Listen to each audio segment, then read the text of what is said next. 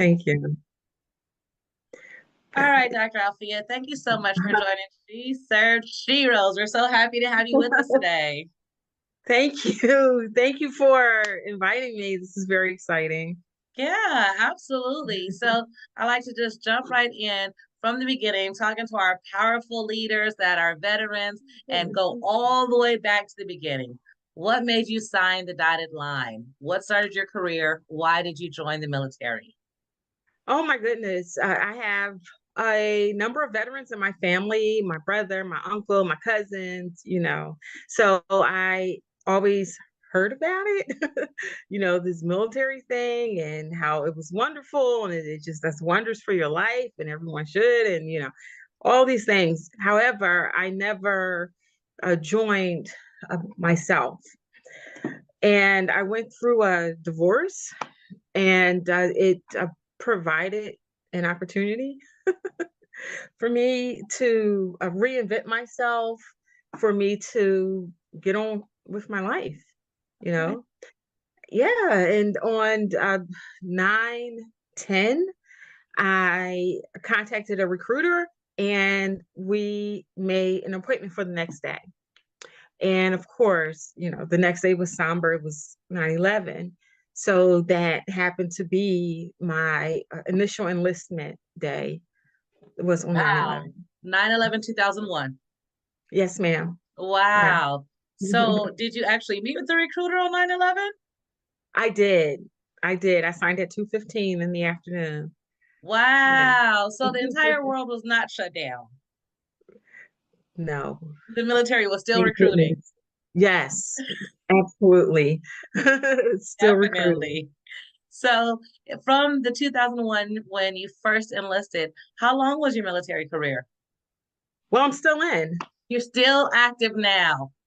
Yeah, I'm still in. I joined the reserves and I was a private first class. I was very fortunate. I promoted very quickly I went from private to sergeant in 2 years. I deployed. I was on OIF 1. I returned to the country in April of 2004. And the following year, I received a direct appointment into the chaplain's corps, second lieutenant chaplain candidate. Awesome. Okay. So we'll get through the in between time, but if we could fast forward so we know how you joined, when you joined, such a pivotal moment. Thank you for your service. You're still active. What are you doing today in business? Who are you today? Well, today, actually, February 1st of 2022, I retired from the Philadelphia Police Department. I was a cop for 14 and a half years, and I retired with 16 and a half years because I purchased 2 years of, active duty time. And it was ideal. I became a police officer at 37, and I'm a single mom. I have 3 children. Well, they're adults now, but at the time they were younger. So it was an ideal situation for me as a single parent and as a provider. Awesome. And So, it was great. Oh, oh, it go was ahead. something that I felt that I needed as a single parent. I needed my children to see a parent get up and go to work every day and put food on the table and take care of them and love them and nurture them and protect them and all these things. And at the time, I was in seminary because I was a chaplain candidate. Okay. Yeah. So I worked what we call last out. That was basically from 11 to 7. And yes, I came home and got my children off to school, and then I went to seminary during the day, and I was still in the army. I do not suggest that schedule to anyone. It is cray cray. You will sleep 3 hours per day for 3 years straight. I was a total and complete vampire, but I got through it. We got through it, myself and my family. So in that regard, it was very worth it because I I pushed myself. And I always say, I'll never push myself like that again, although I have. But I learned that I could continually push myself and I could continually follow my bliss and my dreams and still have a happy household and still prepare and protect and do all of these things. So it was a wonderful experience, That's definitely. a lot to juggle, and as women of color, military members, all of these hats, we're taught to just juggle so much, but that's a lot that you were handling there, being in the military, a police officer, single mom, 3 children. You said something really key that I heard, that you were able to do all of that and maintain following your bliss. I know that Yes. is your business name as well. Could you please tell us Yes. more about that, Following Your Bliss, and what exactly Follow Your Bliss is? Thank you for asking. Follow Your Bliss is an LLC that I started, and I'm a comic book enthusiast. I started off with comic books. I do that. I do living statue. And when I retired from the Philadelphia Police Department, I had a nice little savings. And, first I thought to myself, I should just blow it, right? Why not? But then I started thinking, well, maybe not. So I ran for public office, and that was essential because in being a cop, it kind of removes you away from everyone else in society. So when I ran for public office, I got to meet people, talk to people, communicate differently, you know. So Mhm. that was very useful. So then I began thinking about, veterans and what happens. I know when I came back from overseas, I was deeply, deeply dependent upon the gratuity of my mom.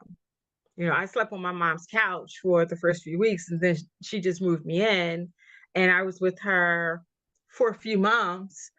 It was the first time I had lived home since I was 19, and then after that, I ended up getting in, was it an apartment? No, I was renting a house for myself and the children. But for a lot of veterans, if you don't have that, then sometimes you're going from couch to couch until your paperwork goes through, or you're just kind of just left, like I said, upon the sympathy of other people. So I began to really think about that and kick that around. And in the beginning, myself and my battle buddy, we were soldiers together, we were cops together. We began thinking about this, like this is a thing, homeless veterans. And we initially were going to just buy a house and, 6 bedroom and put veterans in it. And then I said, I don't know about that. I think we're kind of taking a chance. We can always match folks together as tenants, but we're still kind of taking a chance. Right. So, yeah, you're taking a chance. So, while I was looking through, I had a great realtor, and I'm looking through houses and properties and all this stuff, and the realtor sent me a mobile home that had been transformed into a tiny house. Hmm. And I said, "Oh wow, this looks very interesting. I'll go take a look at it." And I did. I loved it. I absolutely loved it. It needed a lot of work, but I ended up purchasing the tiny home, the mobile trailer thingy, Okay. and yeah. And so then after that, the day I purchased it, I called the owner of the land that it sits on, 2 plots of land, and he's a really nice man, Mr. Muhammad Habibi. So then I ended up purchasing the land from him also. Yeah, and it was a really good deal because he already had the zoning and the permit and all of that stuff for the land. Okay. So I contacted HUD. They have this amazing program called HUD-VASH, Hmm. housing, yeah, urban development, veterans, No, please homeless. explain. Absolutely. Yeah. For those who don't know what HUD bash is. Oh, okay. So what they do is they go according to the market value rate of the zip code. So like my tiny house is in 19013. The market value rate is 1100 to 1300 per room. Per room, which includes, of course, the living area, a kitchen, bathroom, the whole nine. If you could put one person in there, then that would be the value of compensation that you'll receive. So I began researching that and looking at that, and I said, well, my tiny house is in Chester City, Pennsylvania, and Chester has about 60 homeless veterans right now. Okay. They have, if memory serves me correctly, I think it's 463 people living on the street altogether in Chester. And the growing population is veterans. Mm. And a lot of times I think it happens because of the families or sometimes they just don't have the resources, or they just don't know what to do, Okay. or maybe, they just have their own stuff. There are different reasons why veterans end up homeless. So we redid the outside of the tiny house. We turned it from gray to blue. I think that blue is more of a warming and welcoming a color. We did some landscaping. We're still doing landscaping. We just got the electricity up. I think that was Friday. And we're also working with a Veterans Farmer Coalition. We have some soldiers volunteering from them. And who else are we Could you tell us working a bit with? about Veterans Farmer Coalition? Uh, excuse me. Bless Excuse you. me. Excuse me. Thank you. Absolutely.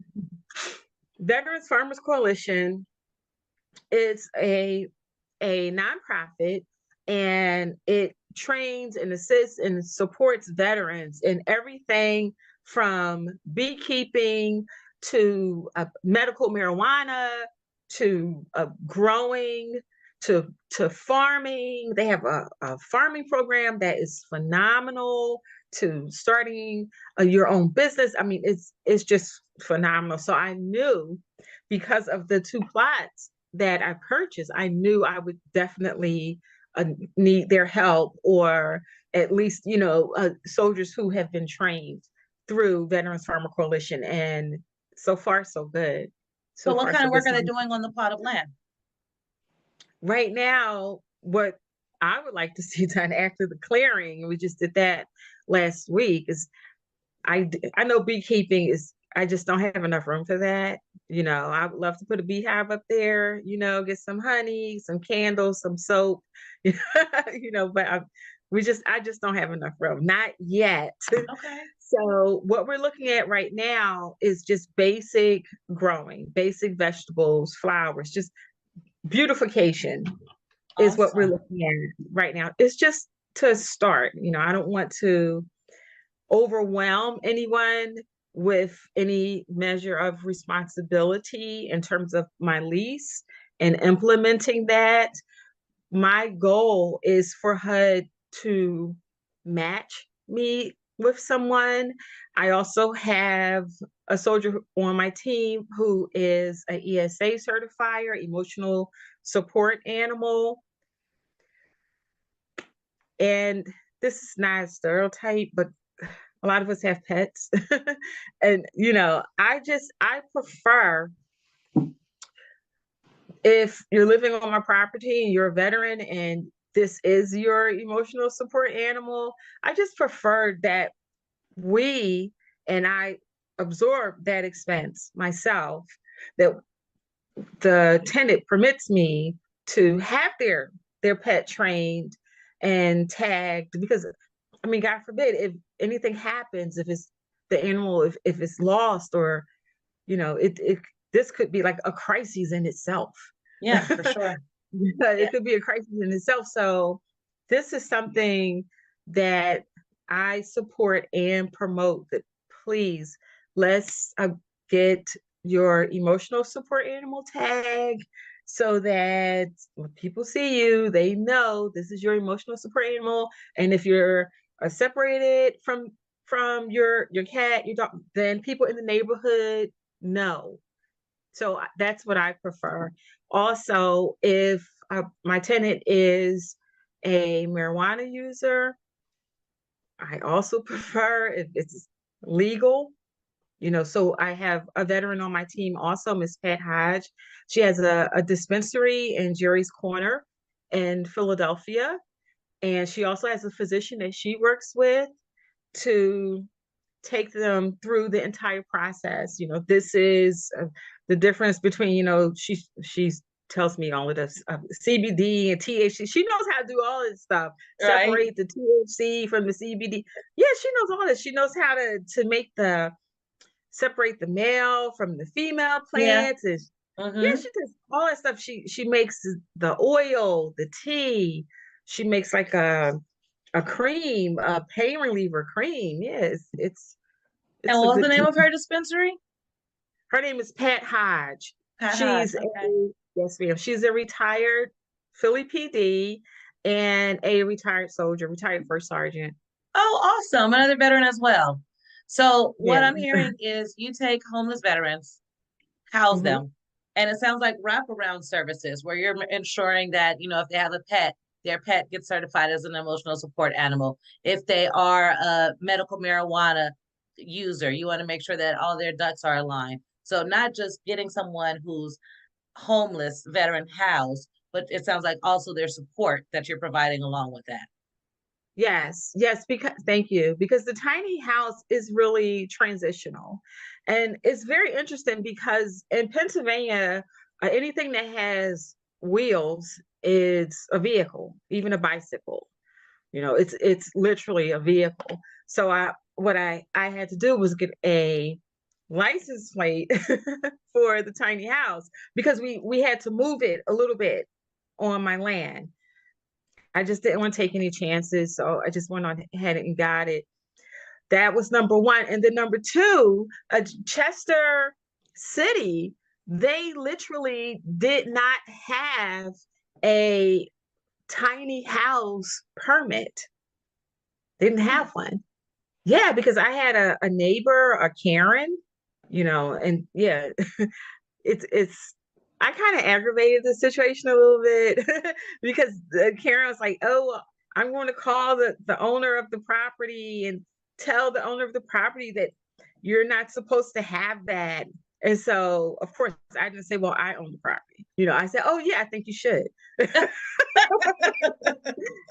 call. I was like, "Yeah, call the owner and tell me what they said." So I did kind of aggravate it a little bit.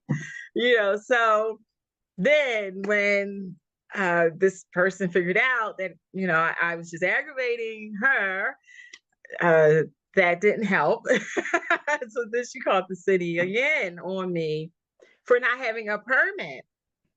Well, actually, she was right. I didn't have a permit for a tiny house because they didn't have one. Yeah, Mm. they didn't. Yeah, they didn't have one. So my tiny house is actually the very first tiny house in Chester City. So what they had Permitted. to do, Permitted now, right? right, with a permit. Awesome. Thank you. So what they had to do was they had to write in tiny house onto the permit. Because first they were like, tiny house, what's a tiny house? We never, it's so new to people. But it was interesting. It was a very interesting experience. People ask me all of the time about the different stores that sell tiny houses, and oh, should I buy one from them? Should I? And I always say, it really depends on where you live. That's Okay. number one. Number two, you need a permit. So definitely check with your city or your county, your neighborhood, your borough, whatever you live in, because they may not have a permit for one, because that's what happened to me. That's number two. Number three, what you buy most likely is a shell. It's sort of like a puzzle that doesn't have the pieces that fit. exactly together. Mm, They don't fit. Like you're going to need to do some leveling off yourself. That's number three. Number four, if you're on the East Coast, on the upper East Coast, where it gets really cold, you're going to need to install that. Like you need installation for it. That doesn't come with it. And that can cost anywhere from 20 to 25,000. Now, if you're in the South, you may not need that. But what happens is it literally depends on where you live. That's the only way that I can explain it. Like if you're in Pennsylvania, once you get that thing up and going, you're going to need an inspection from the county on the electricity, on the water, on the floor, on the wall, everything in order to make it livable.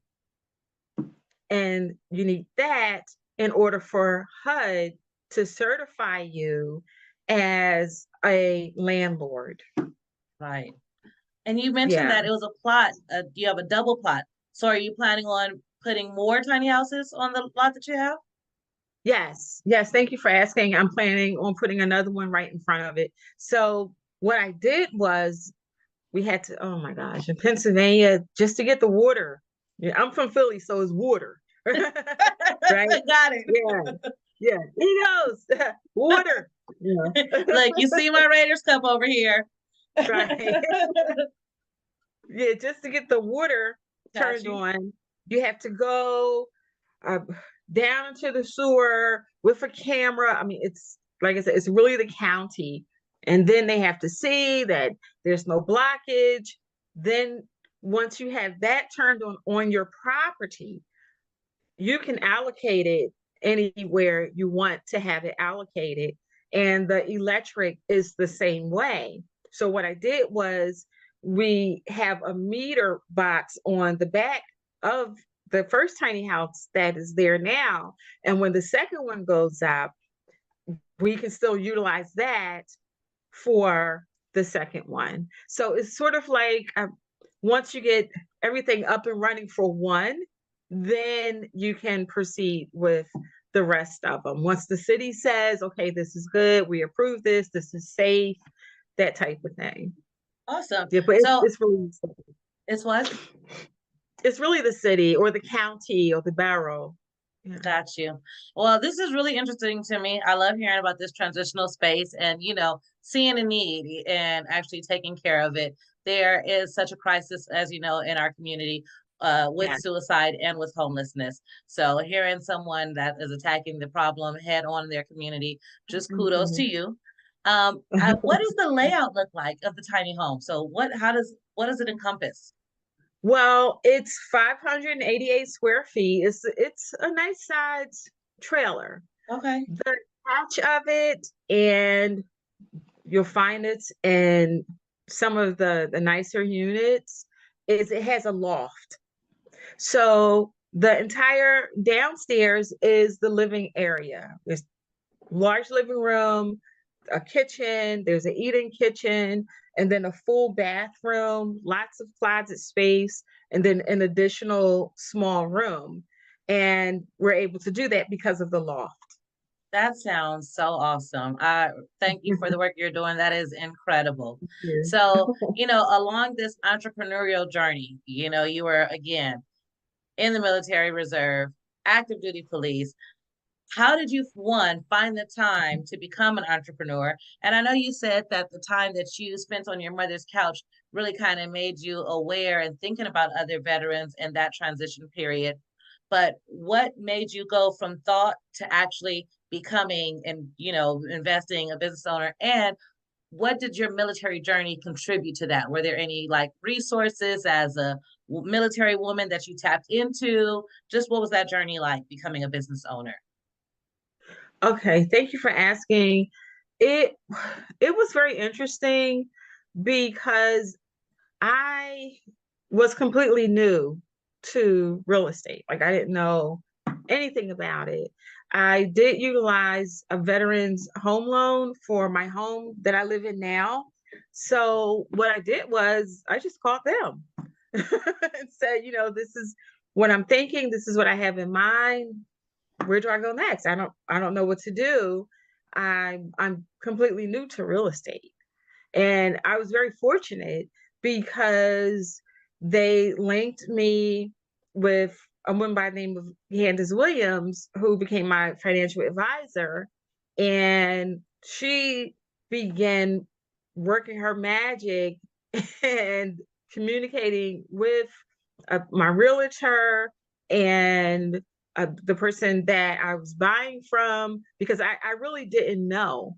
I knew that I wanted to put up a tiny house. I knew that I wanted to get some and I still do, want to get the homeless veterans off the street and transitional housing. And I knew what it looked like in my mind, but it's like, okay, so how do we manifest this? Right. And it really takes the help and the effort of an entire group of people. That's really what it takes, an entire group. And it's something that you must continually talk about, be about every single day until you get it going. So, like now, we're in the stage. I just looked at, I want to repaint the loft. Yeah, that's the stage that we're in now. And it's definitely been a journey, but it's worth it. It's definitely worth it because you're able to, well, at least for me, I'm able to look at myself and say, would I live here? And the answer is yes, I would. I would live there. Or is this something that I would want to implement in my life? And the answer is yes, I would. So I kind of always tried to put myself in that position. Is this a place where I not only would I like to live, but what if I were ill and I needed a home? Because if we're under the weather or if we're not feeling well, sometimes we may stay in for 3 or 4 days. Mm-hmm. Is this some place where I can do that, where I can stay home for 3 or 4 days, or is this a place where I can have company? So that's always my goal when looking at my tiny house is, can I have company here? Can the person who lives here, can they be proud to say, yes, I live in a HUD Vash house and it's really nice. It's Right. really hooked up. So a part of the renovation is I wanted to remove that uh, HUD Vash, not so much as HUD Vash, but you know how they call it, Section 8 for veterans, look down Mm. type of thing. Yeah, I that stigma, I Right. want to remove that and replace it with more of this is a veteran helping another veteran. Yeah. It's not, yeah, it's not so much as, oh, this is Section 8 for veterans. It's not about that. It's more of, this is a group, a veteran community group providing for another service member, helping, supporting another service member. Yeah. That's my goal. Awesome. That's wonderful because there is a stigma, right? You're already down and Right. low, and it's like you need help. You feel like it's a handout. So having someone actually invest in that space, make it comfortable and livable, that is Mhm. amazing. So you said that you reached out to the VA loan, the people that helped you with your VA loan when you financed your Yeah. home, and they put you in touch with a financial advisor. Now, that was that some type of veteran specific organization, or what company does that woman work for that helped you? Candace Williams, that was because I took money out of Mm-hmm. my home that I Okay, live in now. got you. And right, and she walked me through that and how to reinvest. Got it. And I mean, I was doing things that I never thought about, like going through my my shameful enough, my bank statements. And I never thought about it. I just okay, it's my bank statement. Okay, this is nice. And once we sat down and went through all of it. I was like, what is this? Who are these people? Like Mm. I literally, yeah, I literally had charges. Oh my God. On my bank statement that weren't mine. I ended up fighting charges and calling my bank and yeah, getting a new debit credit card. I didn't know. And if this hadn't have happened, I never would have known. Wow. People, yeah, because people scam all of the time. Sometimes you can just use a gas station and go to a gas station and buy something and and put your card in. That's what happened to me. And Mm. yeah, and what they do, right? They don't take out like 1,000 or 500. They nibble. 1 week, $35. The next week, $40. The next, like that. So most people don't notice. And I was one of those people. I didn't notice. I Wow. had no idea yet until we actually sat down and I went through it. And I said, who are these people? So it was very fortunate because I was very fortunate because coming from being a police officer and then working for myself full time, it's a shift. So now you're completely responsible for your finances in that regard. And then when you're a business owner and and you have an LLC, you have to stay on top of it. A lot of people think, oh well, when you're retired, then okay, you sleep all day. No, you can't. Because if you sleep all day, you're not going to get anything done. And this is what a lot of people think when you work for yourself. Oh, you get up when you want, you go. No, no, because because even if you're working for yourself, the rest of the world may not. So they are still on the clock. So there's a lot of people that you literally have to catch while they are on the clock. You might not be, but they are. Right. you know. Right. So yeah, it actually increased my work schedule, but it removed that type of stress that I had, on the job. Got you. Okay. Well, another thing, just thinking of our viewers, we are speaking to women of color veteran primarily. We definitely advocate Right. for our allies, advocates, community partners, but there is a gap, just in knowledge, like you're saying with HUD-VASH. A lot of times it's what you know and who you know in the veteran Right. community.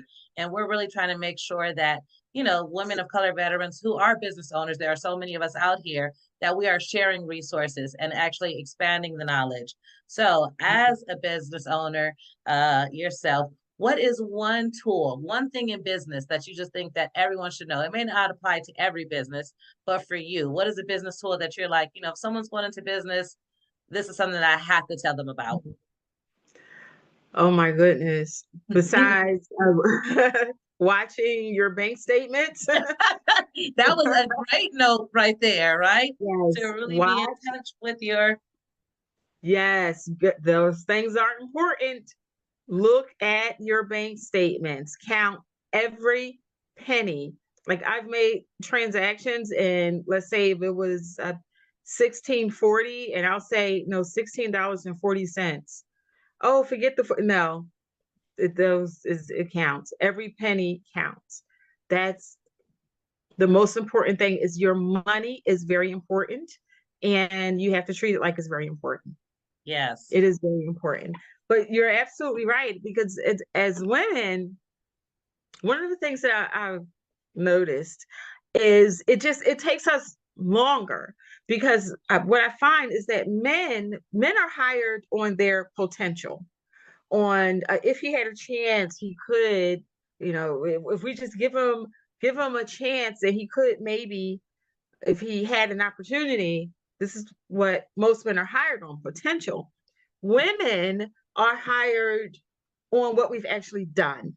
Mm, So it will always take a woman longer under those circumstances. It will always take a woman longer, period. So by the time a woman becomes a successful business owner, she already knows the ins and outs, the ups and downs, the details, the emails, the text. She knows how to follow up. So one of the things that I find is that a lot of women end up making less mistakes. A lot of men who become business owners, at least the first year is a loss for them. They end up losing a lot of money. And in most cases, it is because of a failure to pay attention to detail. I think that failure comes along with male privilege. I also find that men, when men are doing, and this is just what I think, this is just my opinion. When men are doing business with one another, it's more of a conversation piece, a trusted conversation. You know, this is a trusted conversation. I'm going to do that.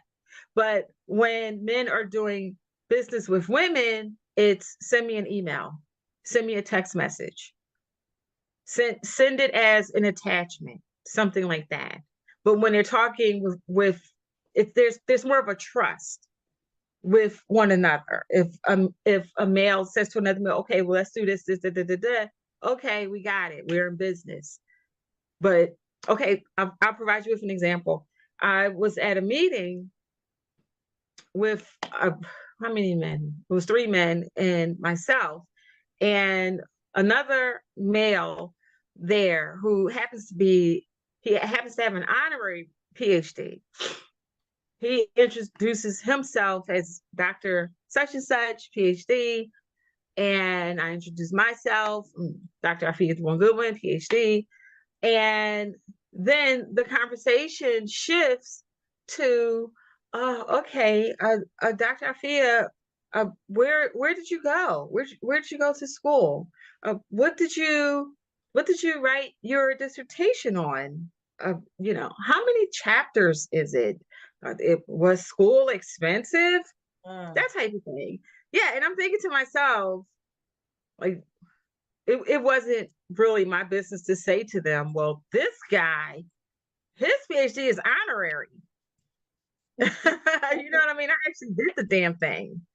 But it was just interesting that for me, the questions were, where did you go? What did you write on? How long did it take? What was the, stuff like that. And it was just assumed that his was legitimate. So that happens a lot. So it's sort of with with men and being in the reserves or the National Guard. I've worked for both of those. When it comes to a woman, it's something like, oh, okay, so you're going away for the weekend to play soldier. Yeah, you're going to play soldier. Or I tell you one question I'll never forget. I was talking about being in the military, and I was enlisted, and then I became an officer, and I'm a chaplain. I was the first African American chaplain in the National Guard in the history of Pennsylvania. When I promoted to captain, I think I was number 4 in the country. I was the first select, that type of thing. Then I promoted to major. I'm being looked at now for lieutenant colonel, blah, blah, blah. Awesome. And congratulations. Oh, thank you. And I was talking to someone about I'm telling you, this is what he said. Oh, so you're a chaplain in the Army? Yes. Do you receive a retirement for that? Yeah.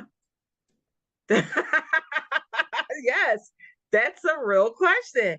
Do you receive retirement for that? Yes. Are there volunteer positions? Yeah. It's like, because I am a woman, then the message behind it is there has to be a catch. There has to be a catch. It's sort of like, if if a woman has a bunch of degrees, like I have a bunch of degrees, I have a associate's, a bachelor's, two masters, and a PhD. That is Then, awesome. Breathe on oh, that. thank That is you. awesome. Yes. Thank you. Then it goes to, well, how many degrees do you need? But if a male has a bunch of degrees, he's ambitious and he's really smart. Right. You know, he's so smart. He has all these degrees because he's just so smart. You know, Right. that type of thing. You Sometimes know, it's us. What are you trying to prove? right. A woman, what do you have to prove? Or you're an overachiever. Hmm. Thank you. You're an over, yeah, she's an overachiever, all those degrees. It can't be that I'm an intellect, because this is impossible. How can you be a woman and be a woman of color and an intellect at the same time? That's just not possible. That that type of thing. So as women, we still have a lot of ceilings and things to get through. I mean, I just picked up a pageantry. OMG. If I, girl, if I had known the power of a sash, Mm. it, oh my gosh, I have two here. I was the top 20 finalists for, this is Miss Veteran America. And then Okay. recently, yeah, I was a top 20 finalist for that. And then recently I was Miss Lady Pennsylvania for the American Elegance pageant. And it's incredible. I'm telling you, when you put a sash on, people stop you in the street. Yes. Okay. I know I saw that veteran pageant when I was looking at your bio, and I was Uh-huh. like, that's very interesting. Yes. Pageants. Yes. It is phenomenal. I never ever knew. I never ever knew the power of a sash. I never knew. And it's so interesting to me because I will go as far as to assert that for women, it's something that we should know about. Yes, we should know about these things. We should know that once we put a sash on and become whatever it is that you're going for, then it's instant. It's the belief that comes along with it. It's incredible. So, could you go ahead and throw out some pageants that people may not know of that they should know of as either women or veteran women? Oh, Miss Veteran America. Yeah, I Okay. did that. I was a top 20 finalist. I didn't complete that one, but I had so much fun. And then Miss Black America Okay. is another one. There's another one that contacted me, Miss Black Eminence. Oh, wow.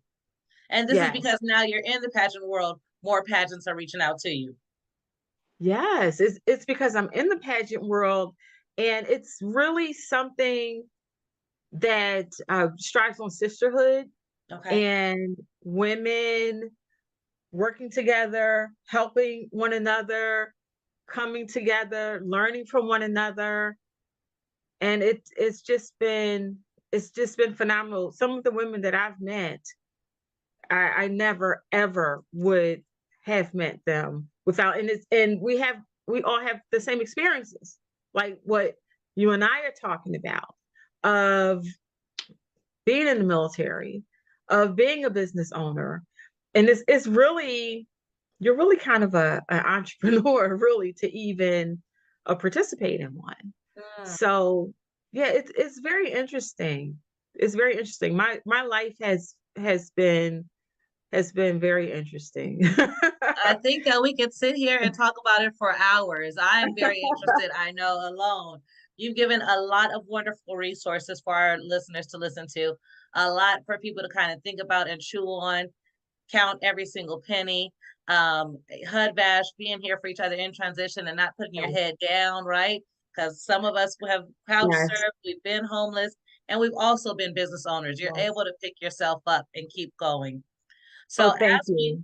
as we wrap, Mhm. excuse me, two things I like to ask. One, after hearing this, who should be reaching out to you? Who should be connecting with Dr. Alfeia? One. And then two, who are you looking to be connected with? What's next? What do you need to get to the next level? And who are you looking for? What or who? Thank you for asking. For me, who can connect with me? Women who have been in the military, women who are mothers, women who have been through crises, through divorce, through raising children, through working full time, working part time, going to school full time, and at the same time, following your bliss. And that is probably the hardest thing because we get into this thing of, oh well, I need a job, you know, I need a job. But one of the other things that I've learned, and thank you for asking, that is so incredibly important, but is the way you make your money is very important. Mm, Yeah, we may not realize it at the time when we're hungry and we're looking for a job, you know, get these bills paid. But the way you make your money, this is imperative because this is time out of your life that you're spending that you can't get back. You can't get back. Many times when I was on the job and I miss Christmas, I miss some of my children's birthdays. I remember when my second daughter graduated from the eighth grade, I was late. mm, I was late for her graduation. I had just worked a double. And yeah, and I came home to change my clothes. And I said to myself, okay, I'm gonna fall asleep for 20 minutes. I would sleep for about an hour. Yeah. So the way you make your money is very important. It is very important. So what happens is as women, we try to find a way to maneuver ourselves through everything, through the military, through work, through marriage, through relationship, through raising children, through managing our money, through following our bliss. And then, of course, as you know, when you're a woman of color, then you got to deal with that. Okay. And then you try to only absorb what you think. I always say, as a man thinks in his heart, so is he. mm, What is the most important thing is what I think about myself. That's what's important. That's what's important. I always tell women as a cop and as a soldier, I've seen it many times on people's deathbed. The first thing they say is, I still have things that I need to do. mm, There are people that I love, I haven't told them. I want to speak to such and such, get such and such. And we're scrambling, get the phone, to call this person because they need to tell them how they feel. But the number one thing is, I have things I need to do. So don't not just don't think about, but don't permit others to plan your life and to decide how your life is going to go. When I was a private, I was 29 years old. I was the oldest woman in my platoon. So many people told me I wouldn't pass basic training. I wouldn't pass AIT. I was going to fail out, blah, blah, blah. That was over 20 years ago. When I mm, became a police officer, 37 years old in the academy, so many people, oh, you're the oldest woman. How you going to become a cop at 37? You can't. Don't listen to any of it. Don't listen to any of it. Because when I showed up to my district after I graduated from the academy, everyone thought I was a new transfer in. And they said, where are you coming from? I said, the academy. And they said, oh, you were working at the academy? No, I was in the academy. I graduated. And when you're on the street, right? Nobody knows. I have a girlfriend of mine. She graduated from law school at 60. That's awesome. And yeah, at 60. And so when her first time in court, everyone's thinking she's the senior attorney, right? Mhm. Because she's 60. But she was the junior attorney. Nobody knew that Right. she just graduated. So I think that once we realize that this is your life, this is what I always say, this is my life. No one else can live my life for me. No one. I am responsible for my life. And I don't want to be someone who says, well, I wish I had done that. I wish I had joined. I wish I had volunteered. I don't want that to happen. But at the same time, this last thing I'm gonna say, as you see, I talk a lot. As a mom, I was talking to a group once and I said, well, I always tell my children how lucky they are to have me as a mom. And everybody started laughing, right? It was like, what? You don't tell your kids that. I said, well, I don't call them kids, number one. But yes, I do tell them that. And they said, why? Why would you say that? I said, because in me, they have a confidant, they have a mentor, they have a guide, they have a protector, they have a nurturer. All three of my children have a card in their wallet says, in case of the untimely death of Dr. Alfeia DeVaughn-Goodwin, call this number.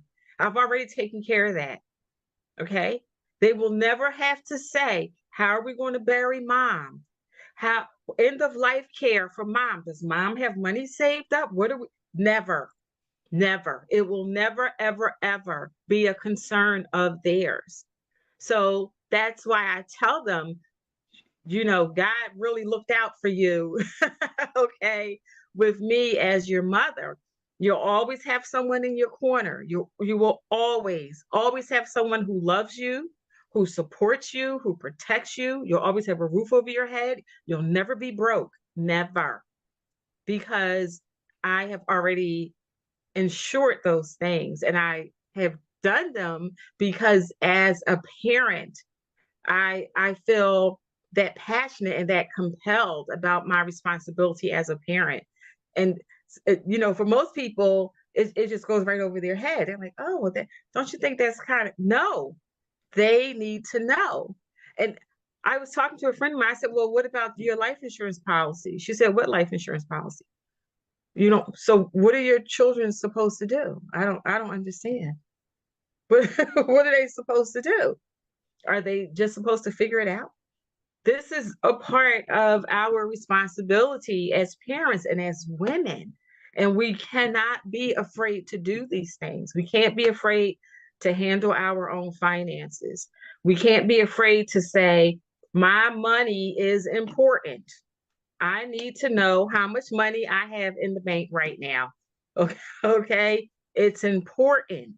And I think one of the things that has been drilled into us as Black women is a gold digger, money hungry, uh, a center of attention at all times, type thing. If you're a woman who's money minded or financially minded, it's the real reason is because she's a gold digger, as opposed to saying she's money minded.